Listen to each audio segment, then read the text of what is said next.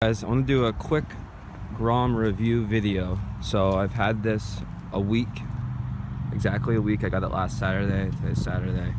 I have about 200 miles on it. So I just want to give some first impressions on why I like the Grom.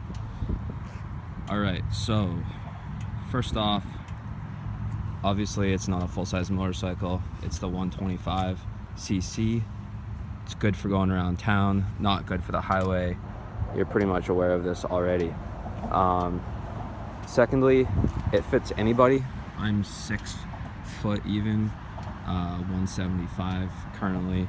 I fit on it pretty well. I do look goofy on it, to be honest. I am a little bit tall, but it fits me fine. The foot pegs fit fine. The levers are very ergonomical, so I like that.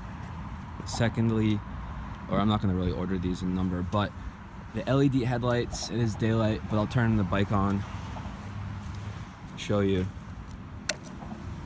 I'm gonna interrupt my thought. Secondly, fuel injection, so you turn it on neutral, just hit the on button and it starts just like that. It's that simple. You don't have to mess with carburetors, any of that bullshit. Got your single, your very bright at night LED. If you wanna turn the brights on, adds a secondary LED below it. It is very quiet. That's fine for now. I might do an aftermarket exhaust later. Let's see. I'm gonna sit on it. So I really like the gauge cluster. So I'm in neutral. You see the RPMs go up. That's pretty cool. The fuel level right here on the left, very nice to have, as well as digital trip. You have multiple trip A, trip B, and total mileage. You also have a clock here, pretty nice to have. Right here you have your horn on the bottom, pretty loud.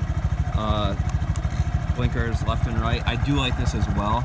It tells you, so that's left, right. It tells you actually which direction you're going, and then push it in the cancel. My old bike just had a green light telling you that you actually had a blinker on, but it didn't tell you which one.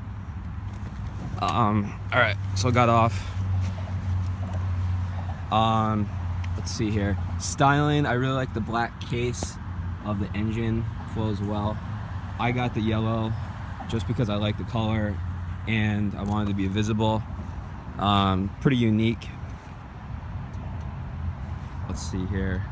Everything's just really compact. Even the taillight. Let me turn it on. So you'll see it blinking because the way LEDs work.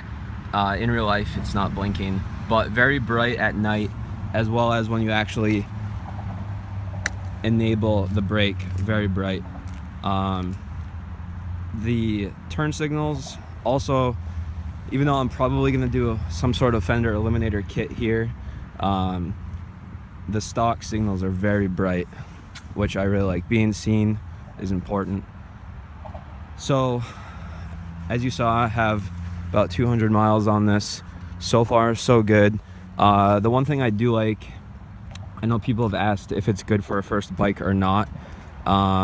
I probably honestly should have got this before I got my Suzuki GS500. It just allows me to lean into corners more, be more confident, get some of my footing,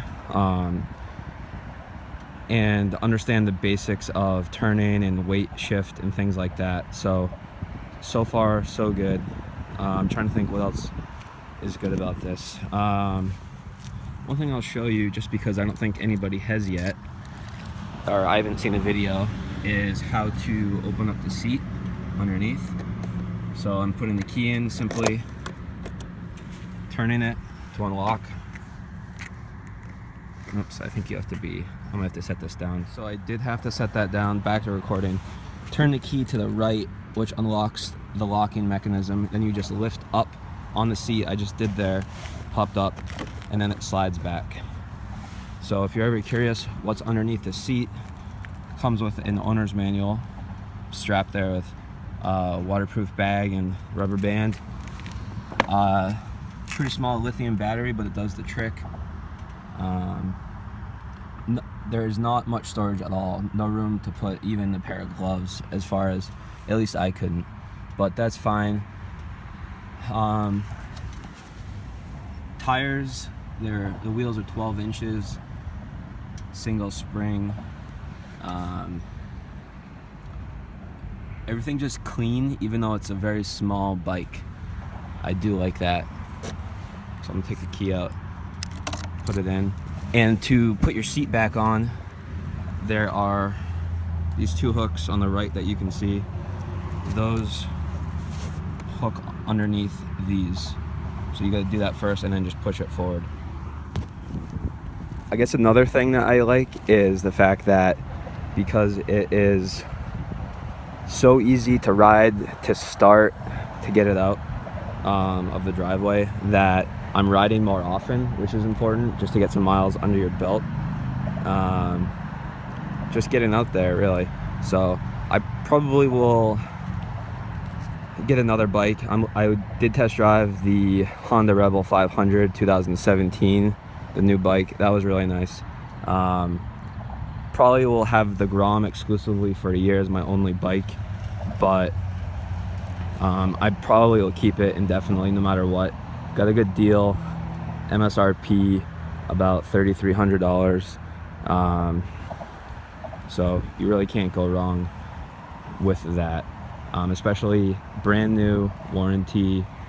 Depending on how much cash you have, if you put decent chunk down, pretty small payments over 3 years for Honda financing, if you wanted to do that. If not, again, just save some cash.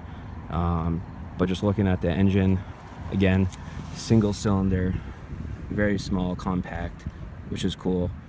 Cleans up easily. I just used some detailer's spray wash. Everything, if you wanted to take it off, looks like it would come off pretty easily. But yeah, that's my initial review. Also, the lights that shine on the taillight are LED as well, which is nice, nice and bright. One thing I thought was actually broken was this piece right here that I'm moving. I actually took it out, and the guy at the shop also looked at it, and that's by design. There's a rubber grommet or rubber gasket behind it. Its intent is to absorb some of the vibration so it doesn't break the bulbs, which is cool. So you always should have working LED taillight there, or plate light rather. One thing I don't necessarily like are the red calipers.